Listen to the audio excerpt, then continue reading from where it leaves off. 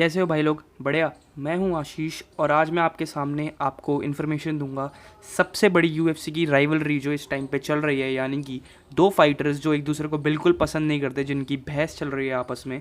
वो है होर्हे मास्विडाल और कोल्बी कोविंगटन। तो यार, अगर आप एमएमए देखते हो और अगर आप यूएफसी को रेगुलरली फॉलो करते हो तो आपको पता होगा इस टाइम पे अगर यूएफसी का सबसे इंटरेस्टिंग कोई डिवीज़न है, अगर यूएफसी के किसी डिवीज़न में सबसे अच्छे फाइटर्स लड़ रहे हैं तो वो है यूएफसी का 170 पाउंड डिवीज़न, यानी कि वेल्टरवेट डिवीज़न। इस डिवीज़न के इस वक्त चैंपियन है कमारू द नाइजीरियन नाइटमेयर उस्मान। इस डिवीज़न के अगर बाकी टॉप फाइटर्स की बात करें तो इस डिवीज़न में लड़ते हैं Stephen Wonderboy Thompson, Leon Edwards, Khamzat Chimaev, Damian Maia, Gilbert Burns, होर्हे मास्विडाल और कोल्बी कोविंगटन। इस फाइट को खास बनाता है इन दोनों की दोस्ती और उस दोस्ती के बाद हुई इनकी लड़ाई। ये दोनों एक साथ एक ही रूम में रहते थे। अगर आप होर्हे मास्विडाल के यूट्यूब चैनल पर जाएंगे तो आपको बहुत सारी पुरानी वीडियोस दिख जाएंगी जहाँ पे ये लोग एक साथ बियर पी रहे हैं, एक साथ क्लब जा रहे हैं, एक साथ लड़कियों के साथ मस्ती कर रहे हैं और एक साथ मस्ती मजाक प्रैक्टिस करते हुए दिख रहे हैं। तो यार, ये दोनों फॉर्मर जिम मेट्स भी हैं। ये दोनों एक ही जिम में ट्रेन करते थे और इनकी जिम का नाम था the American top team. American top team आज तक की सबसे सक्सेसफुल एमएमए जिम्स में से है।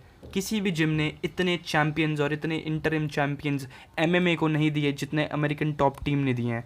अमेरिकन टॉप टीम की अगर बात करें तो इसके फाउंडर हैं डैन लैम्बर्ट। तो यार, अगर बात करें इनकी दोस्ती और फिर हुई दुश्मनी की तो ये कहानी है 2011 की।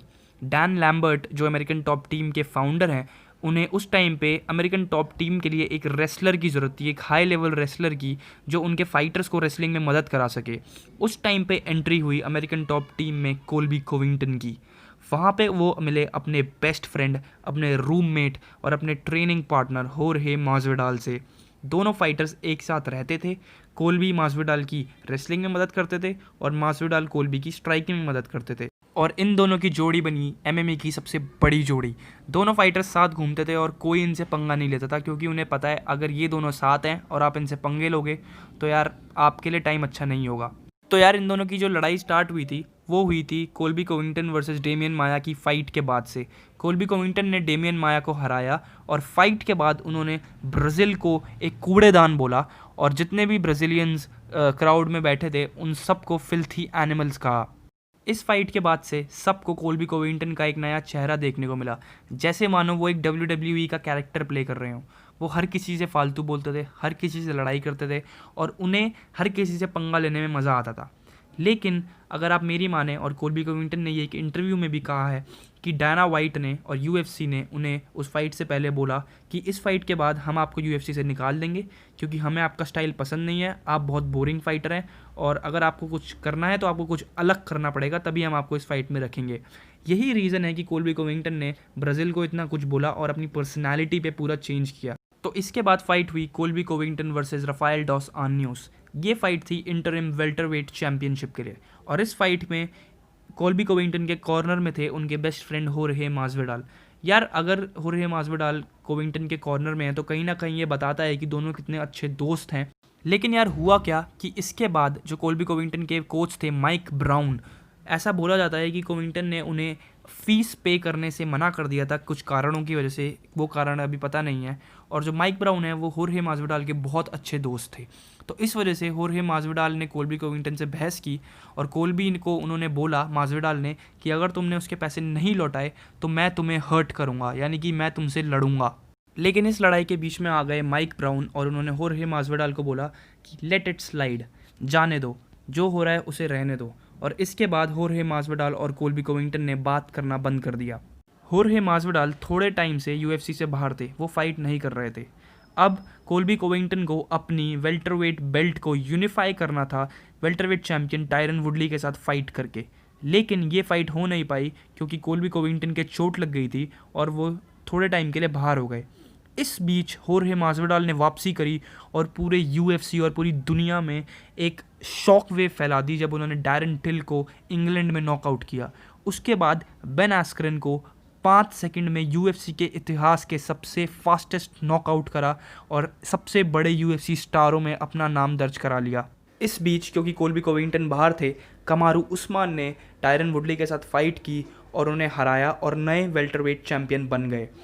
अब बातें चल रही थी कि मासविडाल और कमारू उस्मान की UFC वेल्टरवेट चैंपियनशिप के लिए फ़ाइट होगी, क्योंकि होर्हे मासविडाल का नाम बहुत ज़्यादा उछलने लगा था। लेकिन तभी कोल्बी कविंगटन ने वापसी करी और रूथलेस रॉबी लॉलर को एक फ़ाइट में हराया, जिसका आज तक वर्ल्ड रिकॉर्ड है, जिसमें उन्होंने एक फ़ाइट में 600 से ज़्यादा स्ट्राइक्स फेंकी थी और वापसी करी और सबको बता दिया कि इस टाइम पे वो दुनिया के नंबर 1 वेल्टरवेट फाइटर हैं। तभी ये फ़ाइट बुक की गई कमारू उस्मान वर्सेस कोल्बी कोविंगटन UFC 245 के लिए, और होर्हे मासविडाल और नेट डियाज की फ़ाइट बुक करी गई UFC 244 में बैडेस्ट मदरफकर चैम्पियनशिप के लिए, जो UFC का एक खुद गिमिक बनाया हुआ चैम्पियनशिप था। फिर यार होर्हे मासविडाल ने नेट डियाज को थर्ड राउंड में डॉक्टर स्टॉपेज से हराया और वो BMF चैम्पियन बन गए। और इसके बाद शायद कॉनर मैकग्रेगर और खबीब भी ऐसे स्टार थे जो उनके साथ स्टार पावर में कंपैरिजन कर पाए। और बात करें अगर कमारू और कोल्बी की फ़ाइट की, तो कमारू उस्मान ने कोल्बी कोविंगटन को हराया और उन्होंने अपनी बेल्ट को डिफेंड किया। इसके बाद होर्हे मासविडाल और कमारू उस्मान की फ़ाइट हुई और होर्हे मासविडाल को कमारू उस्मान ने हराया और कमारू उस्मान ने एक और बार अपनी बेल्ट को डिफेंड किया। अब कोल्बी कोविंगटन और टायरन वुडली की फ़ाइट हुई और कोल्बी कोविंगटन ने टायरन वुडली को हराया। और अब दोबारा बात हो रही है कि कोल्बी कोविंगटन और होर्हे मासविडाल की लॉन्ग टाइम फ़ाइट, जैसे शायद 1 साल पहले हो जाना चाहिए था, उस फाइट को बुक किया जाएगा। और इस फाइट को जो जीतेगा वो लड़ेगा कमारू उस्मान और गिलबर्ट बर्न्स की, जो दिसंबर में फ़ाइट होने वाली है, उसके विनर से। तो यार ये जो फाइट होगी ना, वो देखने लायक होगी, क्योंकि दोनों ही फाइटर्स बहुत अच्छे हैं और दोनों ही फाइटर्स की एक बहुत बड़ी स्टोरी है। अगर UFC में किसी फाइट को कोई चीज़ बड़ा बनाती है तो वो है उस फाइट की स्टोरी। खबीब वर्सेस मैकग्रेगर की भी एक स्टोरी थी और वैसे ही इस फाइट की भी एक स्टोरी है। कोल्बी कोविंगटन का बहुत लोग मजाक बनाते हैं क्योंकि वो ट्रंप वाली लाल कलर की कैप पहनते हैं जिस पे लिखा रहता है make America great again, I support Trump. बहुत लोग उन्हें रेसिस्ट बोलते हैं, बहुत लोग उन्हें बदतमीज़ बोलते हैं, लेकिन एक बात सबको माननी पड़ेगी कि कोल्बी कोविंगटन कुछ भी बोले, लेकिन इस टाइम पे वो दुनिया के सबसे खतरनाक फाइटर्स में से एक हैं। और यार अगर आप मेरी फ़ाइट प्रेडिक्शन मांगोगे और मेरे से पूछोगे कि कौन जीतेगा, तो यार मेरे हिसाब से मुझे लगता है कि कोल्बी कोविंगटन इस फाइट को जीत जाएंगे। भले ही वो कितनी भी बकवास करते हो, भले ही वो कितने भी लोगों को उल्टा सीधा बोलता हो, लेकिन उस इंसान को मैं मानता हूँ कि इस टाइम पे वो UFC के सबसे बेस्ट फाइटर्स में से एक है। और जो भी वो कर रहा है वो सिर्फ एक गिमिक है, वो सिर्फ एक तरीका है अपना नाम उछालने का और पैसा कमाने का। भाई अगर आपको ये वीडियो पसंद आई तो कमेंट सेक्शन पे ज़रूर लिखना और ये बताना कि आपको क्या लगता है ये फ़ाइट कौन जीतेगा। अपनी फ़ाइट की प्रेडिक्शन कमेंट सेक्शन पे देना।